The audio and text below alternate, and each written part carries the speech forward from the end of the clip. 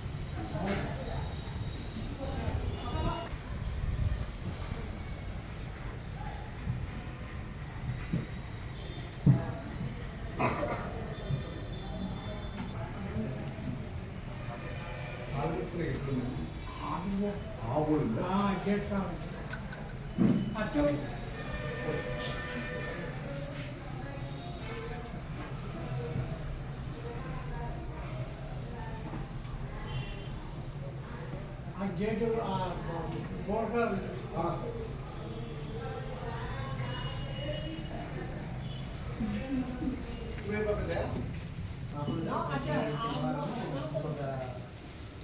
చరిత్ర కలిగిన ప్లేస్ సందర్శిస్తాం స్కూల్ నుంచి. ఎంఆర్ఓ ఆఫీసు హాస్పిటల్ అయిపోయింది, గవర్నమెంట్ హాస్పిటల్ చెనికే స్వామి.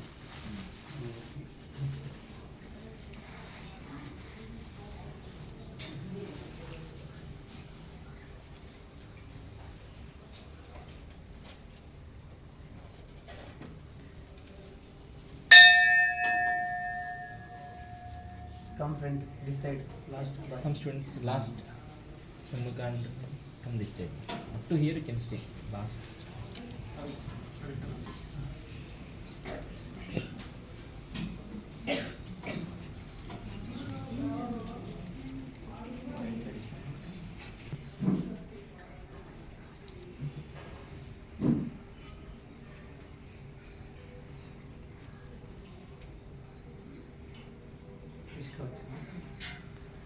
ఈరోజు మోసిన షర్బత్ పుట్టినరోజు. అవునా?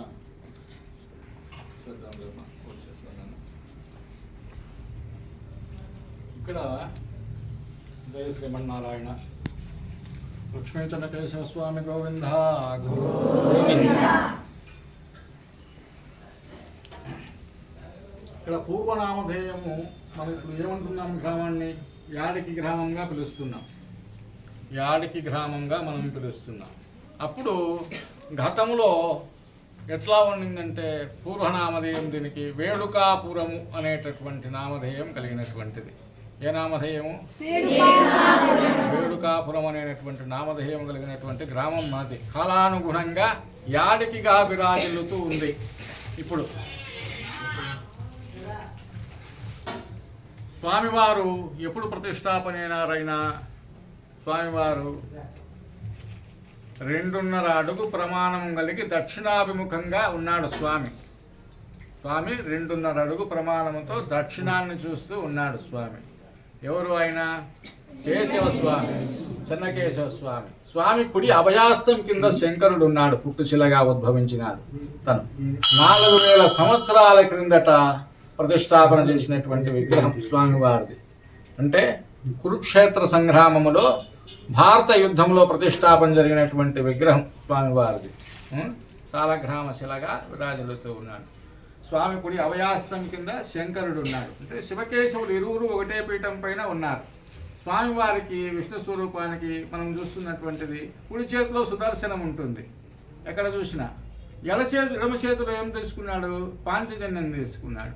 మామూలుగా ఉన్నటువంటిది కుడి చేతిలో సుదర్శనం, ఎడమ చేతిలో పాంచజన్యం తీసుకున్నటువంటిది మన అన్ని దేవాలయాల్లో చూస్తుంటాం విష్ణు స్వరూపానికి. అది ఉన్న నిజస్వరూపం మనం చూస్తున్నటువంటి. ఇక్కడ ఏమున్నాయి స్వామివారికి? ఇక్కడ కుడి చేతిలో సుదర్శనం ఉన్నటువంటిది ఎడమ చేతిలోకి తీసుకున్నాడు, ఎడమ చేతిలో పాంచజన్యాన్ని కుడి చేతిలో తీసుకున్నాడు. మార్పు జరిగి ఉన్నది ఇక్కడ స్వామివారికి. మన గ్రామంలో మార్పు జరిగి ఉన్నది. ఎందుకు మార్పు జరిగి ఉన్నది అంటే కురుక్షేత్ర సంగ్రామములో కలి ప్రారంభం కాలంగా అప్పుడు ద్వాపరయుగమే నడుస్తుంది. కురుక్షేత్ర సంగ్రామంలో ద్వాపరయుగమే నడుస్తుంది. కావున అప్పుడు ధర్మరాజుకు బోధ చేస్తూ ఉన్నాడు వాసుదేవుడు, కృష్ణ పరమాత్ముడు. కలి ప్రారంభం అవుతుంది, మాయాయుగం ప్రారంభం అవుతుంది, మోసయుగం వస్తూ ఉంది, జాగ్రత్త అని చెప్పేసి విశ్వరూప సందర్శనాన్ని చూపిస్తూ ఆ సందర్శనంలో ఏం చేస్తాడు? యుద్ధం జరిగే తీరవలే, ఆపేదానికి లేదది అని చెప్పేసి కుడి చేతిలో ఉన్నటువంటి సుదర్శనాన్ని ఎడమ చేతిలోకి తీసుకుంటాడు. ఎడమ చేతిలో ఉన్నటువంటి పాంచజన్యం విజయశంకారవం పూరిస్తాడు. పాంచజన్యాన్ని తీసుకుని కుడి చేతితో పూరిస్తాడు యుద్ధ సమయంలో. అప్పుడు ఇక్కడ స్వామివారికి మార్పు ఏ విధంగా తీసుకున్నాడు? అదే విష్ణు స్వరూపంగా ఇక్కడ కృష్ణావతారం అంతా తీసుకున్నాడు. దేవాలయం అంతా కూడా కృష్ణ స్వరూపాన్నే తీసుకున్నాడు. చూడండి, ఎక్కడ చూసుకున్నా కూడా ఇక్కడ కృష్ణ స్వరూపమే, అక్కడ కృష్ణ స్వరూపమే. అంత ద్వాపర యుగంలో కృష్ణావతారం కాబట్టి అంత కృష్ణ స్వరూపం. ఆలయం అంతా కూడా కృష్ణ స్వరూపాన్ని తీసుకున్నాడు ఇక్కడ దేవాలయం అంతా కూడా. తరువాత ఇక్కడ స్వామివారిని ప్రతిష్టాపన పరీక్షిత్ మహారాజు ఆధ్వర్యంలో ప్రతిష్టాపన జరిగి ఉన్నది. స్వామివారి ప్రతిష్టాపన. శివకేశవులకు భేదం లేదు అని చెప్పేసి శివాయ విష్ణు రూపాయ శివరూపాయ విష్ణువే, విష్ణోర్చ హృదయం శివ యథాశివం విష్ణు అను శ్లోకరీత్యా కూడా వేదం కూడా శివకేశవులకు భేదం లేదని చెబుతా ఉంది. శివకేశవులు ఇద్దరూ ఒకటే. సోమవారం శంకరునికి, విష్ణువుకు శనివారం మనం పెట్టుకున్నటువంటిదే. వాళ్ళకు మాత్రం భేదభావం లేదు. ఎప్పుడైనా పూజ చేయొచ్చు ఇరువురికి. శివుడికి ఈశ్వరునికి మనం సోమవారం శివాలయానికి పోవాలని లేదు. శనివారం పోవచ్చు, ఆదివారం పోవచ్చు, ఎప్పుడైనా పోవచ్చు. విష్ణువాలయానికి, శివాలయానికి ఎప్పుడైనా పోవచ్చు. ఇరువురు ఒకటే స్వరూపమే. అంటే శివస్వరూపము. శంకరుని వక్షస్థలమునందు విష్ణువు ఉన్నాడు, విష్ణువు యొక్క వక్షస్థలమునందు శంకరుడు ఉన్నాడు. శివకేశవులకు భేదం లేదని వేదం చెబుతూ ఉంది. ఈనాడు ప్రత్యక్షంగా మన యాడికి గ్రామం నిదర్శనంగా ఇరువురు ఒకటే పీఠం పైన ఉన్నారు. అది మనకు గొప్ప విశేషం.